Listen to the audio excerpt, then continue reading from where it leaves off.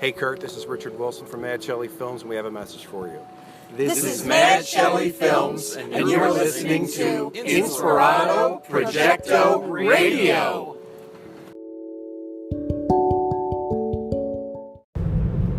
Okay, so seriously, I'm thinking maybe for your show on K-Chung, maybe you should have people call in with questions in advance of your show, if you wanted to. And then you could play your phone kind of next to the mic, right, with their question or comment or something, and then go off on a tangent, talking about their message. And then they could get their voice on your show, and timing wouldn't be an issue. You could do it when you are ready with your genius inspiration. Okay, bye. Just an idea. Hey, Chad here from the Concave Hardcore Skating Podcast. I just want to thank you again for making that theme song for us. We'll definitely be using that on a future episode. I really appreciate it. It was so cool of you. Oh, hey, dude, who are you? You can't just walk in here and grip on my junk, dude. Hey, it's okay. I'm with the TSA. Yeah, man. Don't sweat it, buddy. I'm with the TSA. You're with the TSA? Yeah, man. Yeah, I'm with the TSA. Don't sweat it, man. Let's do this thing. Yeah. Whoa. Sorry, dude. I didn't know it was official business. Go for it. All right, man. That's the way to be. Yeah, TSA all the way. Yeah.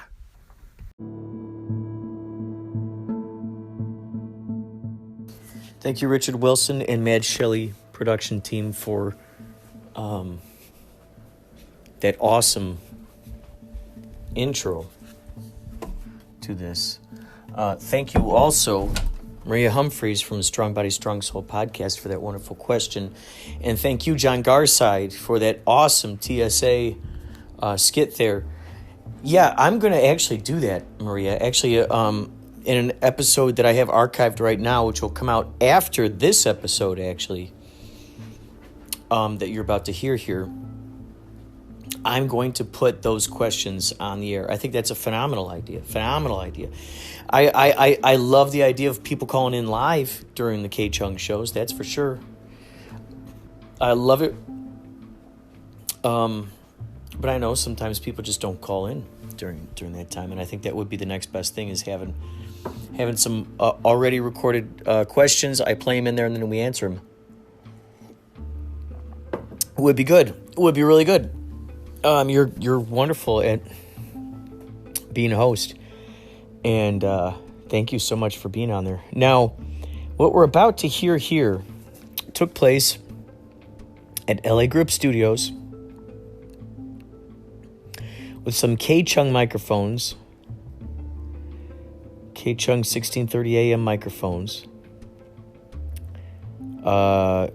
Chris Koorman from Beat Royalty, he did the sound engineering and also broadcasted live on Facebook, which, by the way, if you go to the KaPow Intergalactic Film Festival Facebook page, you should be able to see what we broadcasted. That should still be up there in the archives, because we broadcasted live on there.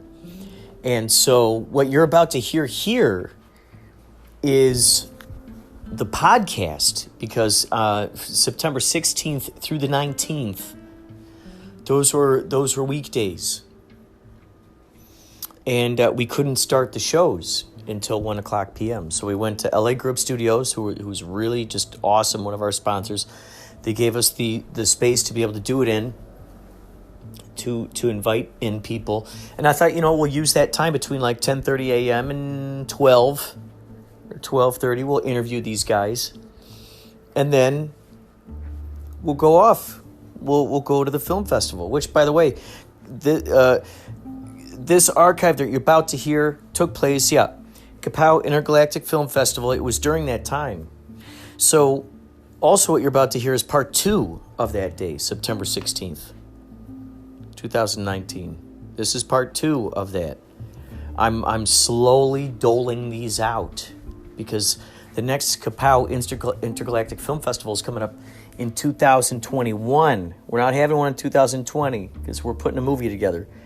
However, in 2021, that's when we're going to have it. So if you're a podcaster, filmmaker, screenwriter, if you make TikTok videos, Facebook videos, Instagram videos, we welcome them.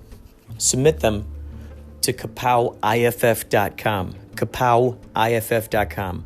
KaPowiff.com. We've got a Facebook page. We've got all kinds of pages. So submit it in there. I think that'd be awesome. If you're interested, let me know, and I'll make up a coupon code for you. So it'll be a special Inspirado code for you.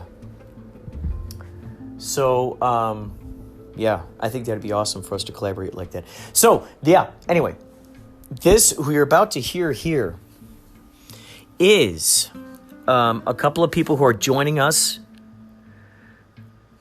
Let's see.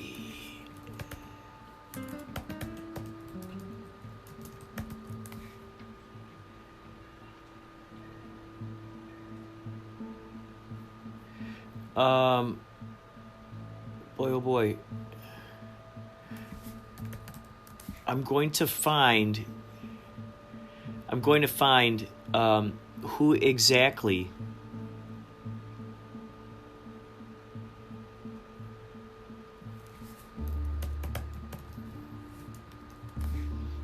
All right, thank you so much for sticking in with me. All right, so a wonderful fella. This wonderful fella, Tony Oliver. Yep. Tony Tonelli Oliver. This guy's a stand-up guy. You'll hear his story. He created Initiation 21. This guy, Dave Panak, created High Five. These are two fun movies that screened at KaPow Intergalactic Film Festival 2019. Also in the studio, who are already there, is Maria Humphreys from Strong Body, Strong Soul podcast. She's in there she was just so awesome, talking to everybody and making great friends and just podcasting up a storm. Maria Humphreys is there. Lunchtime is over. Passage and Chroma 46. That's Shannon. Oh boy, I can't believe I don't have their names written down here. I'll look it up. I'll credit this later. Because, actually, let's do it right now. Let us do it right now. Lunchtime is over. We're going to find this man right now. This man deserves his credit. Lunchtime. Yeah, lunchtime is over. So he was in there already. That's in part 1, which if you search, you can find. You can find part 1 of this discussion in Inspirado Projecto in the archives. Bruce Nashson, he's also in the studio. And then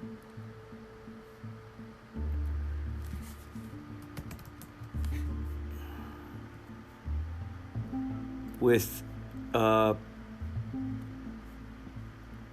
come on. You guys, your patience is worth a whole bunch of everything. Thank you. I appreciate you being here. Shannon Lee. She did Chroma 46 and Passage. Chromo. And then Ed Hartman as The Earth Turns. So all those wonderful people were there in the studio. That was part 1. And then now this is part 2. This is when halfway through, brand new energy. Get ready to rock and roll. You're going to enjoy this. And,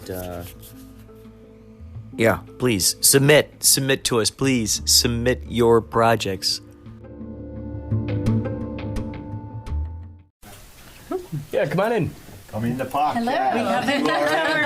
Yeah, let me get you a new chair. You can Here, grab we some have one coffee right here. while you're at it. Scooch in here. Filmmaking is such a collaborative thing because it's a massive undertaking. In a way that very few other. It's sort of like putting together an entire skyscraper. You could be a master carpenter, but you can't put up a skyscraper by yourself. There's so many elements. It's so huge that it requires a very knowledgeable and diligent team to put it together, and there's no single element to it that's less important than the other element. Every individual department is as important as the other, be it like the acting department, the directing, the above the line, the below the line, the lighting, the sound. All of it has to come together, and if one piece of that is missing, if one piece is off, it doesn't come together no matter how talented any other individual happens to be. That's right. So who just joined us here? Let's introduce this fella here. What is your name and what project did you work on or act in or what are you a part of? Tony Tonelli Oliver. Oh yes, you don't know Tony? This is Tony Oliver. I'm happy to meet you for the first time. Very nice to meet you for the first time too. I saw you yesterday as you were coming in, but I was going out. Oh yeah.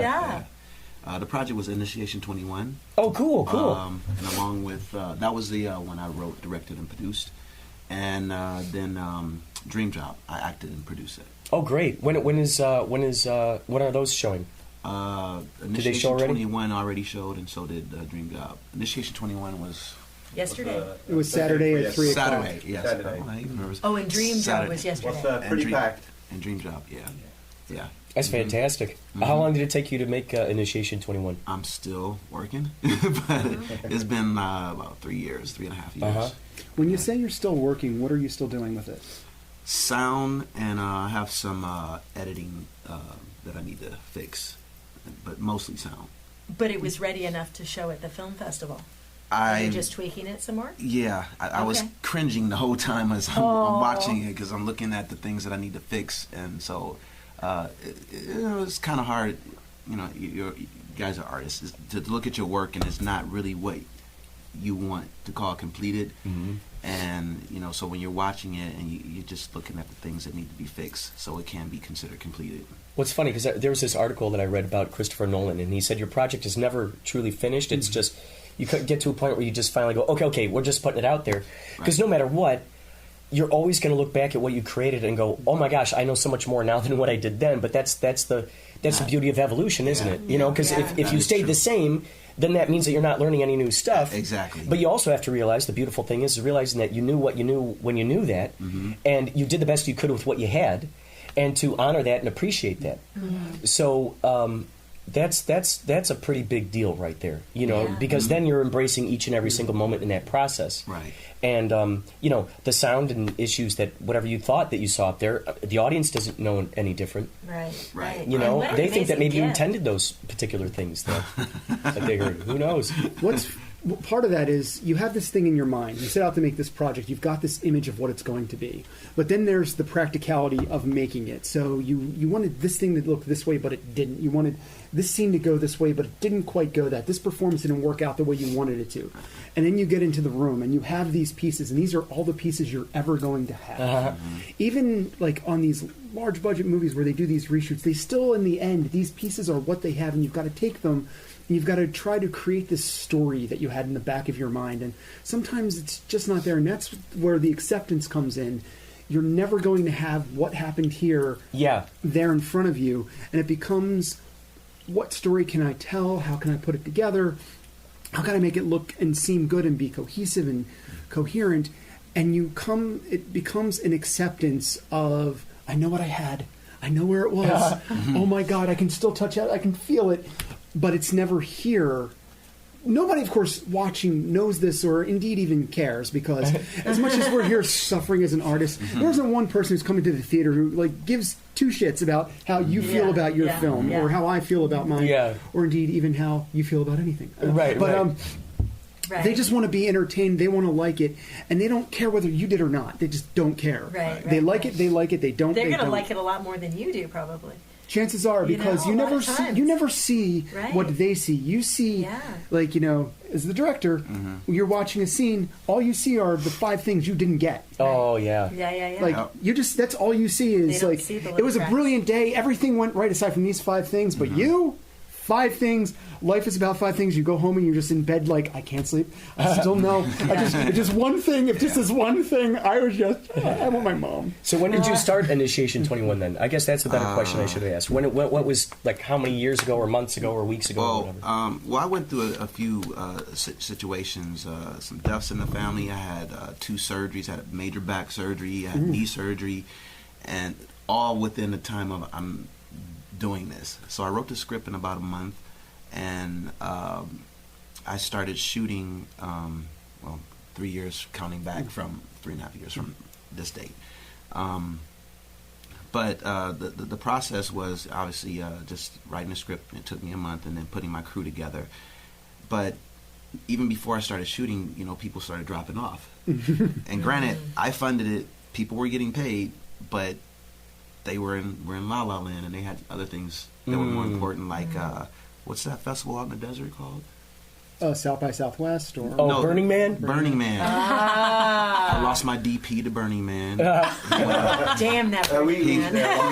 He went on, God. a binge, and so now Lost him to Burning Man. What a great story to say. I lost him to That's an Burning LA Man. thing, right? Yeah. I had to go bail my DP out in Arizona. So I had to really kind of learn lighting, which I got an eye, but I'm not a DP. You know what I mean? But so I had to continue it on my own. Well, first off, praise to you for getting a feature done. Because Yeah. no matter what, short, even with the challenges, those things take time, effort, heart. A feature is a big deal. How long did is you your film? manage to? I'm sorry. Oh, which one? How long is your film? An hour and 16. Hour and 60 minutes. How did you manage to pull together a feature? Was it you taking on roles like you were talking about how you had to take on a bit of the DP role because your DP was drunk in the desert? Yeah. But yeah. Like There's other things, but okay. We'll just leave it as that. burying a body in the desert. Your DP indicated in high crimes against humanity. How did you pull together a feature? Wow. And you can cry. And you can cry. Because, thinking back, it's like I really don't know how. I was in excruciating pain. I was on major meds, Percocet, all kind of oxycodones, and I'm hearing voices and So as far as you know, your film is a hallucination. yeah, it was just like I really think back and I'm like, wow, how did I get? And the numbers just started going down and down and down, and before you know it, the crew was down to like 3 people, and I just kept shooting. That's all I can say. I just, no matter what I was going through, I was on crutches and I'm holding the camera. Wow. So I just. That I is just kept. passion. What a great story of perseverance, of just really following that inspiration and Yeah. going, we're getting this thing done no matter what. Wow. This is not made up. I mean, I could show you the scar on my back. It's just like, it's not, it's real. And We want a doctor's note. He needs just- a special We want a award. doctor's note. But being a minority, and I don't want to bring that up like it's an issue, because I don't let things. Like I said, I was going through back surgery, so I didn't let that stop me. So I never was a person to let things, stop me from my goal. But starting off as an actor and not really getting the roles that I wanted, or that I thought that I deserved, and just giving things that I didn't want because they were so common, I just wanted to start creating things that were more like me and what I wanted to represent. And I didn't want anything to stop me. So once I had this opportunity and I was in it, I had to follow through. That's just that's just what it is. So I think that's a huge part of this. I mean, I can't tell you the number of times I've heard you just see it through to fruition. That's half the battle. It's showing up and then completing it. And maybe it's not 100% or whatever, but that ability to follow through, especially with obstacles that you face. Yeah. And I got, a pretty tough small circle. My dad, my mom, and I have a cousin who went to USC Film School. So he's really like, And so my thing is like I gotta make them see that okay, everything is okay. If they say it's not okay, then I gotta keep going. So the drive was more or less with the small number of people that I had around me that, you know, were telling me no matter what, you know, you gotta keep on going. That's cool. That's a huge part of it is having that encouragement around you. The people who see and they want to turn up the volume on that brightness. I think that's a big deal. Yeah, because there was times when I was like, I just want to throw this away and go on to the next, like for real. But you know, something just kept telling me that, you know, you got something, so continue, at least continue. So yeah, that's cool. Like the Q&A, you said it took you 3 years. Yeah, 3 years was because of the surgeries and again the drop off. You know, I mean, on the day of shoot, I'm the only one there, and I'm like, where's everybody? You know, including the cast. Which I must commend my lead actor, KaPow, because this was his first gig, and I chose him because he was training me. He's an MMA fighter, and the story kind of came to me, you know, with his story, and so I kind of threw him into the situation, and he knew nothing about the industry at all. And I must commend him because he took days off work, and he was the one that showed up all the time. You know what's so cool? I just saw this documentary about Hodorowski, Hodorowski's Dune, and it's beautiful because he's talking about finding his warriors, and I think that's a beautiful term to say. I found my warriors. Yeah. He wasn't one of my warriors. He didn't want to be a part of the project. Right. This guy said yes. He's a warrior. Right. And you find the people who are just they're obedient to this vision. And what you were talking about earlier about the importance of collaboration, ensemble, that's the only way that it's really going to work. You can't have a whole bunch of egos battling each other. It's got to be, you know, let me see you be the best version of yourself. Let me see the best version of yourself, and then everyone's doing that for each other. It becomes a game of trust. You fall back, everyone catches you, et cetera, et cetera, and then it inspires everybody to really even stretch further and farther. And I think that's a beautiful sentiment there, and especially when you got people around you who are encouraging you to do that stuff. Now, I just want to take a note here. This fella just walked in, sir. Could you introduce yourself and also what projects you're working on? Sure. I'm Dave Penyuk, and I am part of the High Five. So it's a TV pilot, screens today in the 1 to 3 comedy block. Awesome. I'm the executive producer, chief ass kicker, and lead actor on it. So yeah, it's a comedy about entrepreneurs that are into weed, and they open up their own business, and they don't have any lick of experience running a business, and it's just the shenanigans that goes on with trying to open up a weed business in a very chaotic Wild West frontier kind of an industry. So yeah, it's a fun take on it. Yeah. So with the ensemble stuff, your cast has you got a great ensemble in there, you know, because there's this idea of commitment to the character, commitment to that world, commitment to that reality, and giving birth to whatever it kind of wants to be, and embracing those unexpected challenges that come your way. And you go, okay, the calling is just way too loud. I got to keep following this thing. What was it that inspired you to make that film? Well, it was actually my friend's. He's a writer, and it was his idea. He came up with it. He knows a guy that in Michigan that had a weed dispensary.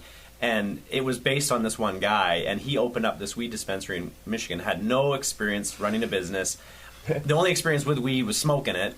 And he decided to open up this weed dispensary several years ago. And so that was kind of the catalyst for him to kind of... great. He thought, there's so many funny stories around that. So then you had that as a location, I assume? Was that No, we actually went to Vancouver. I'm from Vancouver, Canada. And so we filmed everything up in an actual marijuana dispensary in Vancouver. And so, we just went through contacts and reached out to a whole bunch of different dispensaries in Vancouver to see if they wanted to be part of it. And we got several that were interested, and we had to find one that looked pretty divey, looked pretty beat up, not super high end. And he agreed to it, and he said, yeah, come on board, use our dispensary, and there's bags of weed everywhere and some cash lying around, and it really was the Wild West. It was really, and this is now almost 2 years ago that we filmed it. So it was really quite interesting, but just the people that jumped on board and wanted to be part of it was just amazing, and that's the only way we got it done, was so many people were so excited about it. Which is so interesting, because here we hear this story where the poor guy's on his crutches with 3 people on the set, and people are dropping off like flies, and then we have this other example where people are going, yeah, I want to be a part of this. So it's interesting how you have these different spectrums. Now within that... Oh, I see. That's what That was the key difference. Everybody wants to be on board the pot train. But it's great because it seems like, no matter what, you're venturing into this territory that you may or may not have been, experienced with before. But every new project is a brand new Wild West sort of, opportunity, so to speak. Sure. You worked with scores before. That was your first time working with an old archival piece of footage that had never been released before. That must have been very exciting for you to be able to go, holy cow, I've never done something like that before, but I got to be like the heart and the soul of this thing. Yeah. I mean, I had taken some of my existing track to put them on some Buster Keaton stuff to showcase, and I started to get a feel for that. And in my own videos, or silent video that I added my own music to. But yeah, this is a whole nother level to try and do this. This is an 80-year-old unreleased film. You guys were talking about crew and cast. He had about 50 people working for him on these films. And this is all before he's 20 years old in 1938. Whoa. Yeah. Did he really have money to pay them? No, this was done with zero budget. He did shoot advertising. He did graphics. He does all his graphics in the films. But he shot for companies to make money in high school. But no, this was all done with zero budget. He even in his basement of his house, they had a pretty nice house, he had a 50-seat auditorium to do plays and films down there. What a dream. Right? Yeah. There it is, just right there. Let's wake up and put on a play. They had rated seats from somewhere or something like that. And then they would, charge a nickel for people to come in and see stuff. How fun. So, I mean, he was way ahead of his time. He was like the first guerrilla filmmaker outside of Hollywood ever. I'm That's sorry, cool. who is this? This is his name is Richard Lyford, and the film is As the Earth Turns. It's going to be on today at 5:00 block. Okay. And he was a director that went on to Hollywood, but he did all this stuff. He was actually part of the Amateur Cinematographers League. So this was all, and that's one reason we can release this, because even though he made it back in 1938, it never achieved any kind of release. In fact, this film we know was never really shown anywhere, but it was his Citizen Kane of the era. I do see an interesting relationship between him and Orson Welles. He was almost the same era. Orson Welles is a couple years earlier. But he, like Welles, had a very healthy beginning and then kind of fade a little bit. Orson Welles still continued to make amazing movies, but we think of Orson Welles back in his golden era with Citizen Kane and the earlier films like that. And this director did the same kind of a thing. He kind of dissipated over the years and never really achieved back the brilliance he had when he was early on. And I think the interesting thing I see about it is this is the film run he never had. In fact, this is the festival run he never had, because there were no festivals. Wow. Yeah, he couldn't have ever predicted this kind of thing. How beautiful is that? So, and he was the age of many filmmakers. And he was doing this with his own little gear, just like a cell phone of the era. Of course, he had to cut his own film and all that sort of thing. It was a little harder to do. But I think that's why I'm really excited about the film being in film festivals, because it continues to be shown for all sorts of young filmmakers, wondering, do I have the audacity to make a movie, And yeah, why not, Yeah. If he could do it. And people are constantly looking at it going, how the heck did he do that? There's triple exposures in this film. There's, titles. It's just really amazing. He was into miniatures. That's another reason Disney hired him. There's, ships exploding. He did films with like 40 ships. There's a train crashing into the water in this thing. There's earthquakes seen in the White House. There's politics. It foreshadows many films. There's dialogue in it that comes right out of Star Trek, where there's a flashback. Lyford also plays Pax, which means peace in Latin, as kind of the Dr. Evil of this film. And at one point, there's a flashback going back to World War I. Now, remember, this is 38. He foreshadows World War II in this as well. But he goes back to World War I, and he's kind of asking, well, why didn't you? I'm sorry, he gets shot down, and the guy is asking him, well, why didn't you work behind the lines? Why are you out in the field as a Anyway, his comment is, I'm a scientist, not a butcher. Now, if that isn't Bones, I don't know what is. That's great. And there's a fight in the White House, and it's straight out of Dr. Strangelove, there'll be no fighting in the war room. Oh my God, that's great. So I've just identified 4 or 5 just amazing lines that are just freakish, how they get ahead. But he really knew how to organize people, and I think you're right. It is collaborative effort. That was one thing that I did learn. I learned how to be a better leader through all this whole process. Yeah. So that was one big lesson. Yeah. Now, how long did it take for you to shoot your project? We shot it over 7 days. Wow. Long days. It's 27 minutes is the final cut. We actually shot 58 minutes of kind of a storyline. We didn't realize it was going to be that long. The creator, Matt, he wrote it. There was 35 pages of script, but he almost had no stage direction or actions in it. So when we actually started filming it, you realize there's a lot of moments where it was, nobody's talking, right? There's action going on. And so this 35 pages, which normally would be around 35 minutes, turned into 58 minutes. Oh, yeah. And so we had 58 minutes for a TV pilot that we wanted to be around 25 minutes. And so then we had to try to decide what to do with it. We were going to turn it into a full season web series, just chop it up into 7-8 minute bits. And then we thought, well, maybe we'll cut it into 2 episodes and have it as kind of, the pilot episode and the second episode. And we went through iteration ever. So the filming itself only took 7 days, but then trying to figure out what to do with this mass amount of footage and storyline. Then we went through a bunch of different editors because the main editor that we had, he didn't quite see the vision that we wanted, so that didn't go very well. And then we hired another editor, and this was for free. I shouldn't say hired, but it was for free. Who was a professional editor, and he's just he just kept putting it on the back burner, because he's not getting paid, right? And he's a professional editor. And so that sat with him for about 5 months. Nothing was happening. So finally, again, chief ass kicker, I got in there and said, that's it. We got to move. We got to get somebody that's going to get this done. And so then we actually hired an editor at a very low cost. But that took a long time because he was completely new to the project. He had to watch all the footage. Then he wanted to give his sense on it. And so we literally cut the 58 minutes down to 27 minutes.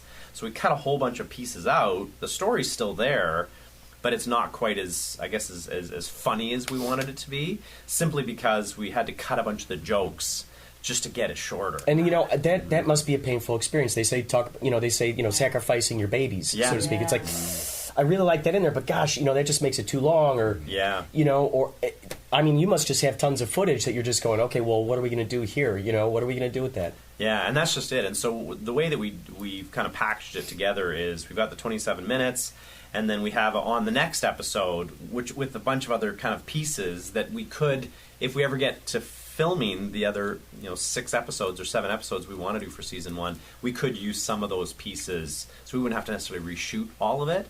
But they can't stand as a single episode if we just cut them up like we did the first part. So, but that is our intention, is to film 7 more episodes for season 1. But it's comes down to timing and money and all sorts of things. Well, I was just thinking, even those little bits, those little giblets that you got there that you're not really sure what to do with, it wouldn't hurt just to use those as promos for the other thing. Oh, yeah. Even if they're not actually in the movie, because we see that all the time in trailers where you're like, wait, I didn't see that really kick-ass backflip in the trailer. It's not in the movie. Yeah. I went in there to see that kick-ass backflip across the building. And then it's just not in there. You go, what the heck's going on here? Yeah, exactly. And that's but it's great because it draws them in there. Like, well, what's going on here? Yeah. We had one scene that we loved. It's kind of a dream sequence, and we had about 15 extras, and they were all dressed up, and we had people in luchador wrestling outfits on the streets of Vancouver, literally on the street, wearing these crazy outfits. And it's supposed to be a dream sequence, and they're jumping around and dancing and partying, all smoking and all high and everything.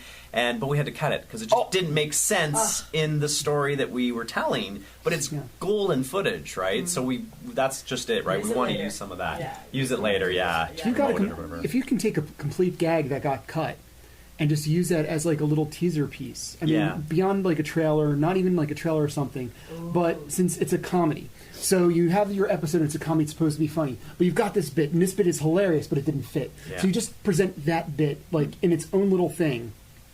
And, you get it produced, get the sound on it correct, because sound always has to be correct. Yep. And then just present that joke there. That's the way you can build interest. And if you've got a bunch of those, drop here, Like drop on here. Instagram or That's- wherever, Yeah, right? just wherever you put it. Brilliant, because sometimes on comedies they put all the funny stuff out in the trailers. Yeah. And there's Oh, nothing yeah. left in the movie. But you could be opposite. Yeah. Yeah, Really yeah. brilliant stuff out there, and then Yeah. they go see the movie and say, "This is even funnier than Yeah. that thing." Yeah, without knowing yeah. the thing, like funny joke in, out, gone. Yeah. That you see something like that, it's like that was funny. I'm gonna watch that. Mm-hmm. So Very true. from me to you. Yeah, Thank thank that's you. Yeah, awesome. no, it's a great point, and it comes down to these are all ideas that we've been swirling with, but it's just time, right? Like trying to get all this stuff done. But that's exactly what we're gonna. And I finally got the hard drive footage back from our editor just literally today. He's had it for a year, right? And it's just taken me that long to kind of get everything done, man. get it back from him, and Back it up. Back it up. oh, it's already backed up. But yes, thank you. Back it up again. But yes, back it up. And yes, sound is absolutely critical. That was another thing that why it took so long was just getting the sound right? Like just tweaking it, and hiring, scoring, and all sorts of stuff. Yeah. People don't think about sound. People feel sound when it's a visceral thing. Oh yeah. So when the sound is off, you're dead. Yeah. 100%. So I wanted to ask you about all the choreography and all the fight stuff. To Tony. You're saying your guy is to Tony. So you're so the guy that you were following around, he's a UFC kind of fighter. Yeah, kind of guy. he's like retired now. He's devoting his time to his kids, but so he coaches kids now. But yeah, Did he do the was a fighter. choreography and whatnot for those? He did, the fights? and then for certain scenes, like the two gentlemen, like the one at the end, Bo Chang, he's a master actually. So he choreographed that particular scene, the last fight scene, and the scene with the other master. They both choreographed the scene. Both fighters did. Yeah. Because there were two different styles. He's a UFC fighter, and he's like, I don't know. He just had a different style. I'm sorry. Wushu. There you go. That is what the style is. I'm sorry. Because of the meds and all that, some of my memories, it just. It's okay. You don't need to. But yeah, so because of the different styles, they both had to come up with, because the fighter actually got injured on the last scene. He broke his ankle when he kicked the guy. Oh, jeez. But he kept going. Wow. That's Jackie Chan style. That's, Right? that's what I'm saying. Yeah. I didn't even know until we wrapped at the end of the evening or that Oh morning. man. And he told me, he said, I don't know, Oh, man. God. And then he had to come back. I said, well, you I could push it. He said, no. He said, you're on schedule. You spend the money. I'll be back. Whoa. And he just did his Epsom salt thing and whatever he had to do, and he was back. So that's why I take my hat off to that kid. He put a lot of work in. Yeah. Can I just say two quick Oh my God, yeah. things to all of you guys? Oh yeah. I'm Maria. We didn't meet officially. I have a podcast, Strong Body, Strong Soul. And Kurt and I exchange energy a lot on our podcasts about authenticity and real life, metaphysical stuff, all sorts of stuff. So listening to you guys is just so amazing. And Shannon, to your point, and all of you guys talking about collaboration, two quick thoughts that I just wanted to throw into the mix for you guys. One is, don't be afraid. When you're in a group of people, you need to collaborate, of course. You all have similar skills and you want to rise. Don't be afraid to be the best you can be. Sometimes people hold themselves back and they don't want to be better than their mentor. They're like, they're the teacher. I need to hold back. Sometimes people do that with their energy. So I just wanted to say that for all of you guys. That was one thing. And for all the listeners out there, if you're a filmmaker, don't be intimidated because these people in the room are so awesome. But there are a lot of awesome people out there in the world. Everybody has their different gifts. So I wanted to say that, but I also wanted to say, be careful who you collaborate with, right? Oh, yeah. Because just like the guy in Seattle, 50 people working on his crew, he had a great studio. It sounded like he had a lot of fun stuff to work with. But wherever you are, there are flaky people out there in the world. And sometimes they might step up for a different person than you, too. Oh, absolutely. So I agree be with that. cautious, and try to take a minute to really feel that energy of who you're choosing to work with. So you start with a really strong base of collaboration because you want to trust the people. And it's hard, and things are moving fast, but it matters. I think you can really tell a lot in just the language and the words that they use. Yes. You can really, You can when you're feel really it. listening to the words and language that they use, where they're open Yes. to ideas Yes. And that yes and mentality. Yes, and society in general, that whole collaborative idea too. Don't be afraid to break the mold and get out of that box too of what you're in, but also work ethic and integrity. A lot of people don't understand what that means. I think in our especially day. for younger filmmakers. I mean, Yes. if my 20-year-old self could have had someone that said exactly what you did, and the power of no. Because Yes. when you're on a set that is abusive or whatever, it's like, my father was a lieutenant colonel in the Marine Corps. He said, you don't ask anything of anyone that you won't ask of yourself. And I really do. For me, That's that like the is golden something- rule right there. It means so much, because even, I mean, I've been on live events. I've been on, things where I was on a shoot with a director who literally was like, we got to get this yard clean for a yoga, and there was poop all over the yard, dog poop. PAs didn't want to touch it. Nobody wanted to touch it. I'm like, give me a bag, guys. The moment I was there, everybody came, and it is so because we're always so afraid of missing that opportunity. Right.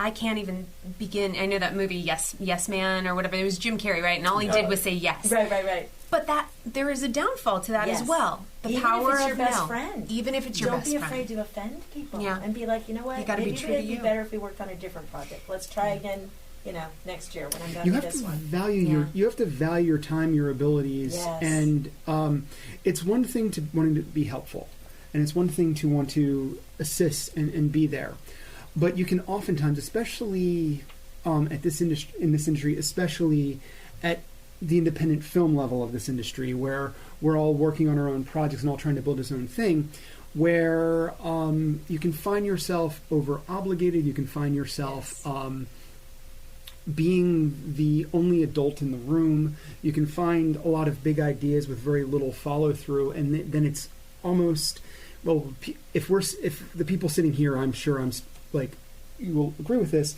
where you're almost compelled to go, well, oh shit, this is going south. If I don't pick up the mantle, it's done. But sometimes, Just get off the bus. yeah, sometimes it's sort of like, hey guys, like, you've got to give yourself the permission to be worth your value. Yes. And not feel that, oh, I must be open to everything. Yes. Because that usually means you're open to being taken advantage of. Yes. Yeah. And they don't, like, enthusiasm and passion for projects. You run the risk of being too enthusiastic and under-delivering sometimes yourself. And then you can end up beating yourself up, too, if you get over-committed to certain things, too. And there's another thing that happens where once, pretty much everyone sitting here is now a producer. Like, when people hear you're a producer, people will come to you and be like, Tony, I have this great idea that I want to help with. I don't want Tony's help. I want Tony to do it for me. Like, I'm not asking him for advice. I'm not asking him for assistance. Yes. I'm asking him to spend the next 2 years of his life developing this wonderful seed of an idea that is like a gem fallen out of my head and landed on the ground into a treasure pile. They don't even want to know how to do it. No. They just want it to happen. It's, can you produce me? It's like, I have a lot of things, like, not to be rude, but I have 15 things I'm trying to do tomorrow. I can't even get all of my stuff together. I want to help you. What are you asking me? It's not like, but they don't have an answer because they just know they want to do something. They think your job is to do it for them. Everyone, like, there's a lot of good, like, I personally take advantage of, like, I had no experience, no nothing. My very first thing was, I'm doing a 10-episode, like, multi-camera sitcom web series. That's how I'm going to start. So I have a drive to do things. I will ask questions. How do I do this? I'm not asking for you to do it for me. I want you to tell me what I'm not seeing so I can do it. And a person like that, you really want to help. Because they're asking for your help. They're not asking for you to do something for them. A lot of people want you to take up the mantle for them, and that's, you can't do that. You could, but it's going to result in the exact what you'd expect. And to that same point, as a creator, someone else can't create your vision for you. You can't ask somebody. It's not going to turn out the way you wanted it. If something's wrong, if you're not able to get up and do it yourself. With help, of course. We need help from friends.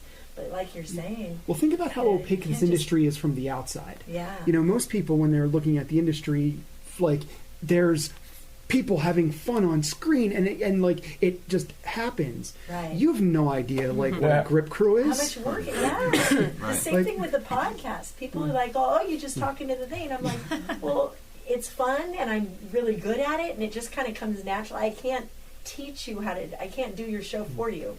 I can give you little pointers, but I can't do it for you." Yeah. So.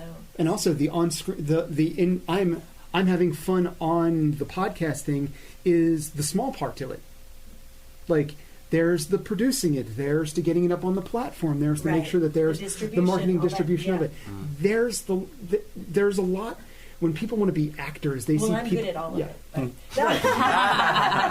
And we salute you. But there's a lot of unfun stuff that comes before the I'm on screen, I'm being funny. Right. Definitely. And with acting, with any of this, there's this, it's an iceberg of intense responsibilities with this little jutting bit of, doesn't that look fun? Well, just the other day I saw somebody post something on Twitter. I want to start a podcast. What should I talk about? What the heck? They should talk about how to start a podcast. Movie. What should it be about? You don't start that way. Right. There's a documentary about the guy who helped Kubrick. I forgot the name of it, but he was his right-hand man. Well, he was the guy. He was like his aide, like the second man in the room. Yeah, something like that. It's really good documentary, and it's all about him taking over Kubrick's estate, and he's still dealing with these films. Talk about a film's not done. I'm still working on all of his films. That's his job, and he described all the things he does. And I even told my co-producer, I said, I never want to be that guy. I want to be Kubrick. Yeah, and I have become that guy. So I'm just saying, not that that's a bad thing, because I do believe that every job you learn, even if eventually you don't want to do it, it's great if you learn how to do it, because then you're actually going to hire the right person to do it for you. Yep. So it's all you part also of the know what's training. going wrong. That's right. That's what I was going to say. Yeah, you know what's wrong. One of the important, one of the things about producing I feel really important is you need to understand every department to some degree, because as it's going south, you have an idea of what's going south. And I've seen various shoots, or I've worked with a couple directors where they know that they want to direct, but they don't understand how the actual set works. So when something's going wrong and we're having lighting issues, I don't know where I got that idea, but we're having lighting issues, which just occurred to me out of the blue. Well, what's going on? Why isn't there lights happening? Where's the lights? It's like, calm your ass down. Yeah. You see those guys frantically running around, moving stands, and they're dealing with the issue. The issue is the generator blew out. It's like you don't need to know how to set up flags and to make sure that we're not getting crosstalk between the different lights, but you need to understand that's enough of it so that you get, oh crap, this is going wrong. They need 10 minutes, and we don't have that 10 minutes, but we also don't not have the ability to take it at this point. We're going to have to make that up some other point of the day. It's a troubleshooting mindset. You need to know enough so that you can effectively manage what's going on as it's happening. Yeah. And if you don't know, chances are your shoot's going to have problems. And probably being able to be loose enough, being okay to be improvisational enough to trust that it'll all just somehow work out in the end anyway. Some guy would like to kick people in the face, say, be like water. Well, listen, folks. It's 12 o'clock. We this is the end of today's episode. We'll be here tomorrow. Beautiful friend, the end. We'll be back tomorrow with some more genius masterminds. Talk about their projects. One last time, if you guys could just mention your names, your project, when it screened or when it will screen, and that would be really nice. Okay, my name's Ed Hartman, and I scored and produced As the Earth Turns, which will be playing at KaPow today, Monday, September 16th at 5 o'clock, film block, astheearthturns.com or edhartmanmusic.com for information, screening, and everything else about the movie. Awesome. And I am Shannon Lee Reeve. I've got Chromo 46, which is a Believe Entertainment production. It's BELEEVE.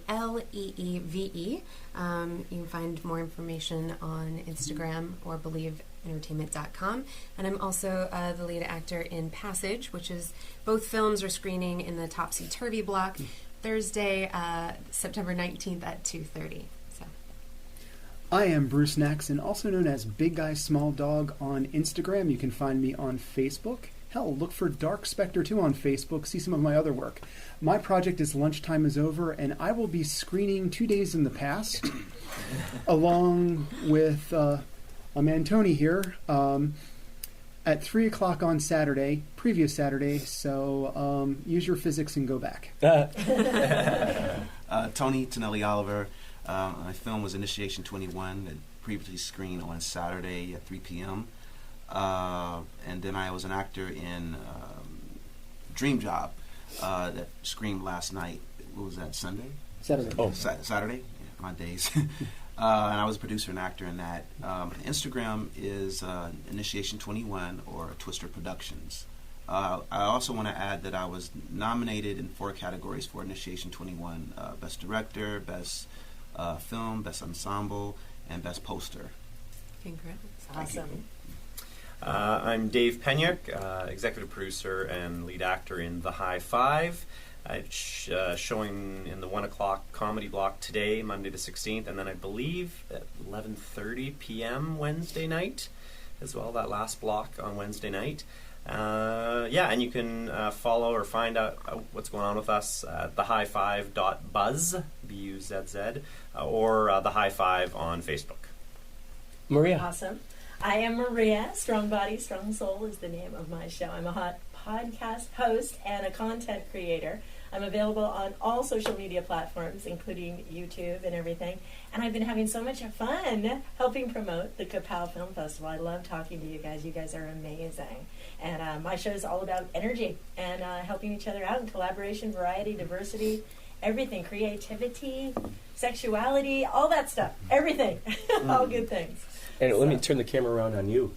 Ooh. We have Chris Corman here. Why don't you introduce yourself, sir? Woo, yes. I want to try to figure out how to make everything work. Throw on me last minute because some other things were not in place, but hopefully it's out there. Okay, now tomorrow better maybe. Now we'll do a meditation. Part of the charm. Yeah, part of the charm. We just keep going. That's right. Thank you, everyone. Yes. Oh, I'm Kurt, and I'm with Inspirado Projecto. I also have the radio show on KChung. It's also a podcast, which is on Spotify, Anchor.fm, a whole slew of everywhere. Everywhere you can find a podcast, it is there. I've worked tirelessly to make sure that has happened. I want to be as ubiquitous as possible. So thank you for listening and watching and being a part of this, and we'll be back tomorrow, too. Perfect. Woo! Well, thank you, guys. Yeah. Thank you, guys. Now, okay, now it's getting hot. How do we... We grab that and... What you just heard right there, all that razzmatazz, was from January, March, April, May, June, July, August, September 16th. That was the second part. We do have the first part out there. What you heard there was Maria Humphreys from Strong Body, Strong Soul podcast. We had Bruce Nashson from Lunchtime is Over. We had Shannon Lee Reeve from Passage and Chromo 46. We had Ed Hartman, who composed the movie As the Earth Turns by Richard Lyford. We had Tony Oliver from Initiation 21 and Dave Penyak from High Five. So thank you guys for listening. Our next episode is going to be on... It's going to be from during that same film festival, KaPow Intergalactic Film Festival, which, by the way, we're accepting submissions. That episode is going to be from when the podcast took place on the day after. So it was on the 17th, September 17th. So thank you, everybody who's a part of these shenanigans. And wow, this is just really great. If I'm not mistaken, we got Jay Asang at the top of the hour from Twin Peaks, who played the crazy drunken guy in Twin Peaks: The Return.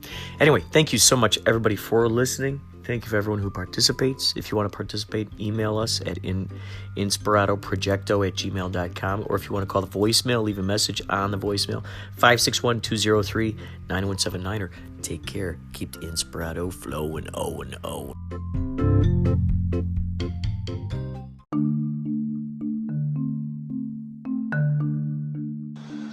Hi, this is Jay Ossing from Twin Peaks The Return. You're listening to Inspirado Projecto.